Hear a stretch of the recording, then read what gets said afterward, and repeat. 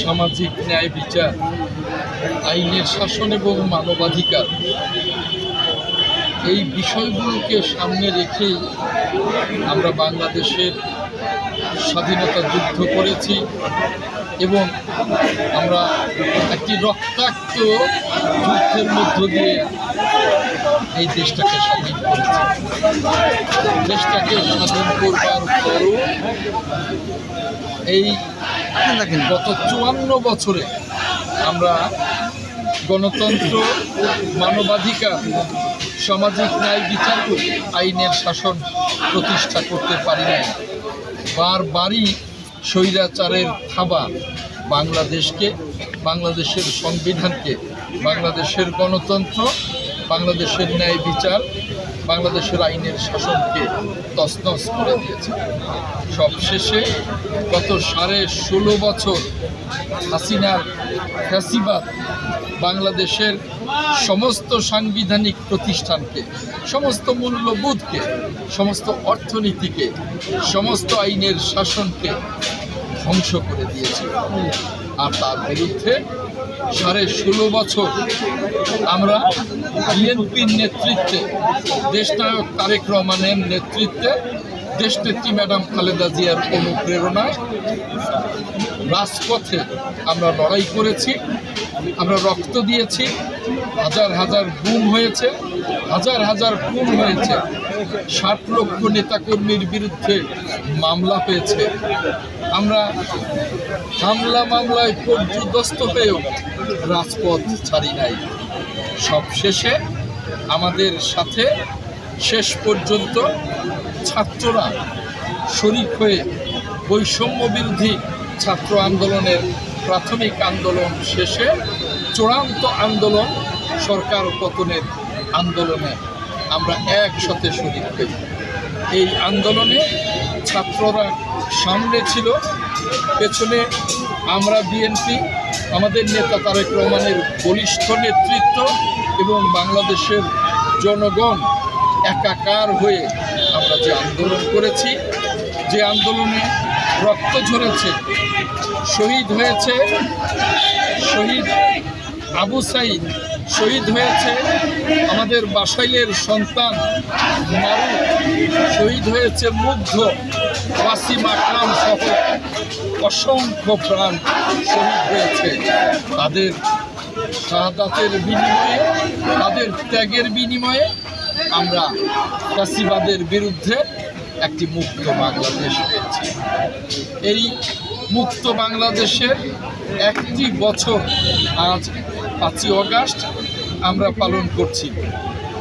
আমরা এই মুক্ত বাংলাদেশে যে কারণে আবু সাইদ, মুগ্ধ, মারুফ, ওয়াসিম আকরাম সহ অসংখ্য প্রাণ তারা আত্মত্যাগ করেছে, সেই গণতন্ত্র, সেই সামাজিক ন্যায় বিচার, সেই আইনের শাসন প্রতিষ্ঠার জন্য আমরা কিন্তু এখনো তৎপর আছি।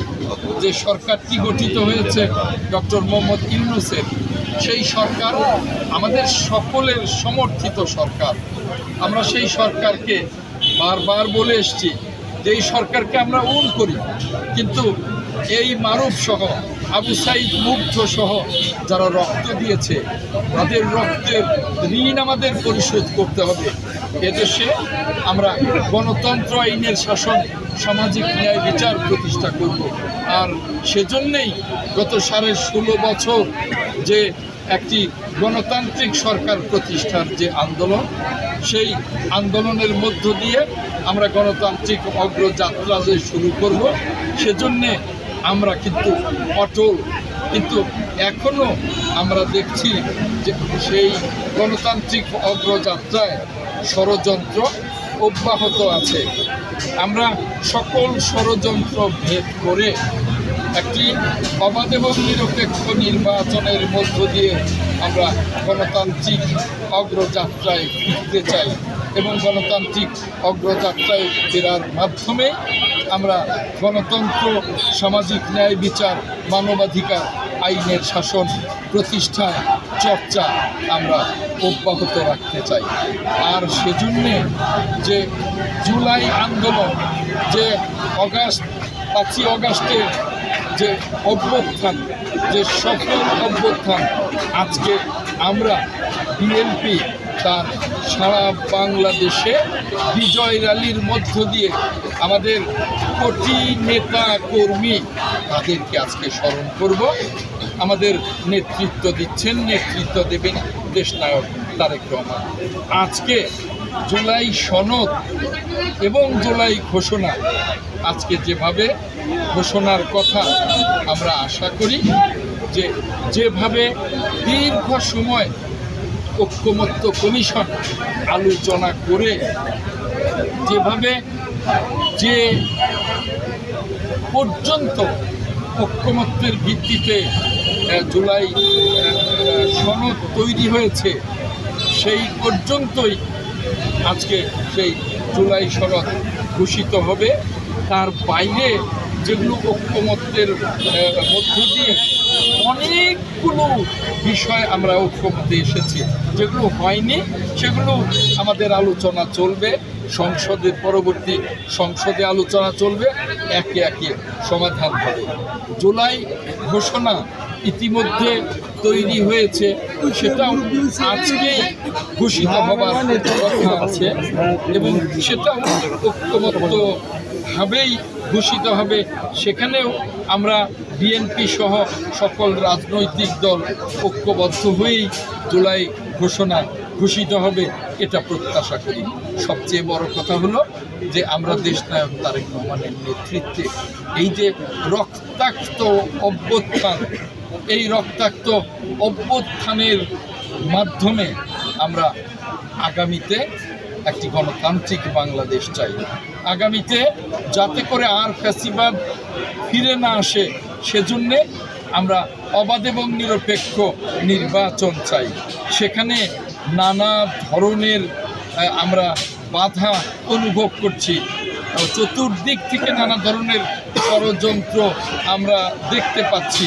কোনো ষড়যন্ত্রই আগামী দিনের গণতন্ত্র প্রতিষ্ঠাকে বাধা হয়ে দাঁড়াতে পারবে না বলে আমরা বিশ্বাস করি। আজকে এই বিজয় র্যালির মধ্য দিয়ে আমার বাসাইলের সন্তান শহীদ মারুফের আত্মার মাগফিরাত কামনা করছি। এখানে শহীদ মারুফের নানা আমার পাশে উপস্থিত। সকালবেলা শহীদ মারুফের মা আমার সাথে কথা বলেছে। আমরা মনে করি যে এই শহীদের সাথে এরা সকলেই আমাদের সন্তান, এরা সকলেই বিএনপির অনুগামী ছিলেন। আজকে বিএনপির 444 জন শহীদদের তালিকাও প্রকাশিত হয়েছে। কাজেই আমি মনে করি যে যারা শহীদ হয়েছে, যারা এখনো বেঁচে আছে, সকলকে একত্রিত করে আমরা আগামী দিনে একটি সমৃদ্ধ বাংলাদেশ গড়বার জন্যে একটি অবাধ এবং নিরপেক্ষ নির্বাচনের মধ্য দিয়ে গণতান্ত্রিক অগ্রযাত্রায় আমরা চর্চায় শুরু করতে চাই, গণতান্ত্রিক অগ্রযাত্রায় ফেরত যেতে চাই। যে দুই একটি দল পিআর পদ্ধতির কথা বলছে, এখনো পিআর পদ্ধতি সম্পর্কে বাংলাদেশের ভোটাররা এখনো কিছুই জানেন না। রাজনৈতিক দলগুলোও এখনো অনেকটাই অবহিত নন। এই অবস্থায় যারা পিআর পদ্ধতির কথা বলছেন, আমাদের পাশের দেশ ভারত, পাশের দেশ পাকিস্তান, এখানেও তো পিআর পদ্ধতি নেই। আমেরিকায় পিআর পদ্ধতি নেই, ব্রিটেনে পিআর পদ্ধতি নেই। যে দেশগুলো তো পিআর পদ্ধতি আছে, সেই পিআর পদ্ধতি আমাদেরকে আগে বুঝতে হবে, জানতে হবে। যেমন জার্মানিতে পিআর পদ্ধতি আছে, সেখানে কিন্তু 5%-এর নিচে ভোট পেলে সেই ভোট কাউন্ট হবে না, তারা পিআর পদ্ধতির আওতায় আসবে না। অতএব কত পার্সেন্ট ভোট পেলে পিআর পদ্ধতির আওতায় আসবে সেটা তো আগে জানতে হবে, বুঝতে হবে, জনগণকে পিআর পদ্ধতি বুঝতে হবে। কাজেই আমরা মনে করি যে সামনের নির্বাচন সংবিধান, আমরা যেভাবে আগের সংবিধান অনুযায়ী নির্বাচন করেছি সেভাবেই হবে। এখানে ঐক্যমত্য কমিশনেও কিন্তু আমাদের সংসদ নির্বাচনে পিআর পদ্ধতির বিষয়ে একবারে সম্পূর্ণ ঐক্যমত যে এখানে পিআর পদ্ধতি হবে না।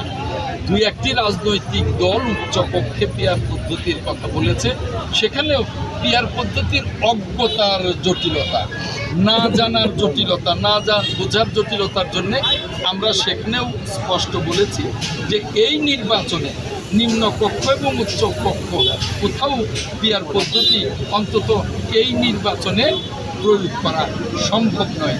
সেখানে ভবিষ্যতে যদি পিয়ার পদ্ধতির প্রয়োজন হয় সেটা আগে জনগণকে অবহিত করে তারপরে আরেকটি প্রশ্ন এসছে যে নির্দিষ্ট সময়ে নির্বাচন হবে কিনা। আপনারা ইতিমধ্যেই দেখছেন যে 1 বছরে নির্বাচিত সরকার না আসার কারণে এখনো বিনিয়োগ স্থবির হয়ে আছে, এখনো ব্যাংকিং ব্যবস্থা স্থবির হয়ে আছে, এখনো বাংলাদেশে যে বিভিন্ন রাজনৈতিক যে গোষ্ঠীগুলো বা দলগুলো তারা এবং বিদেশিরা এখনো কিন্তু একটা অনিশ্চয়তার মধ্যে আছে। তাই আমি বলবো যে অনিশ্চয়তা কাটাতে বাংলাদেশে বিনিয়োগ, দেশি এবং বিদেশি বিনিয়োগের জন্যে, অর্থনীতিকে চাঙ্গা করবার জন্যে অবশ্যই দ্রুতই নির্বাচন দরকার। এবং আমরা মনে করি আমাদের যে ঐতিহাসিক লন্ডন বৈঠক, যেখানে আমাদের প্রিয় নেতা দেশনায়ক তারেক রহমানের সাথে আমাদের প্রধান উপদেষ্টা ডক্টর মোহাম্মদ ইউনূসের যে বৈঠক, এবং তার পরবর্তীতে যে আমাদের নেতা জনাব আমির খসরু মাহমুদ চৌধুরী এবং প্রধান উপদেষ্টার যে প্রতিরক্ষা উপদেষ্টা ডক্টর খলিল, তাদের যে যৌথ সাংবাদিক সম্মেলন, সেখানেও যেভাবে এসছে যে ফেব্রুয়ারির মাঝামাঝি নাগাদ নির্বাচন, সেই বিষয়টাকে সরকার গুরুত্ব দেবেন। আমরা প্রস্তুত হয়ে আছি যে ফেব্রুয়ারির মাঝামাঝি নাগাদই আমরা নির্বাচনে যাব। এই ফেব্রুয়ারির মাঝামাঝি নাগাদ যাতে নির্বাচন না হতে পারে, 2-1টি রাজনৈতিক দল চেষ্টা করছে যাদের ভোটের মাঠে ভোট নেই। কিন্তু মনে রাখতে হবে যে যার ভোটের মাঠে ভোট নেই, 10 বছর পরে নির্বাচন করলেও তার ভোটের মাঠে ভোট হবে না। কিন্তু নির্বাচন দেরি হলে লাভবান তারা কিছুটা হতে পারে, ক্ষতিগ্রস্ত হবে দেশ। ব্যক্তির চেয়ে দল বড়, আমার নেতা জিয়াউর রহমান বলেছেন দলের চেয়ে দেশ বড়। অতএব যারা ব্যক্তি স্বার্থে বা দলের স্বার্থে কথা বলছেন তারা দেশের কথা ভাবছেন। অতএব দ্রুত নির্বাচন জনগণের দাবি, দ্রুত নির্বাচন বাংলাদেশের 2-1টি রাজনৈতিক দল ছাড়া সকল রাজনৈতিক দলের দাবি। বাংলাদেশকে বাঁচাতে হলে, বাংলাদেশকে গণতন্ত্রের পথে নিতে হলে, বাংলাদেশকে সমৃদ্ধ বাংলাদেশে পরিণত করতে হলে দ্রুত নির্বাচন চাই, এবং সেই নির্বাচনের জন্যে আমরা প্রস্তুত হয়ে আছি। আমরা বিএনপি অধ্যুষিত এলাকায় মনে করি, এবং টাঙ্গাইলের প্রত্যেকটি নির্বাচনী এলাকায় বিএনপির নেতাকর্মীরা আগামী নির্বাচনের জন্য প্রস্তুতি নিচ্ছে, এবং ফেব্রুয়ারিকে সামনে রেখেই প্রস্তুতি নিচ্ছে। ইনশাল্লাহ আগামী নির্বাচনে টাঙ্গাইলের 8টি আসনেই আমরা জয়লাভ করব ইনশাল্লাহ। এ ব্যাপারে আমরা খুবই আশাবাদী।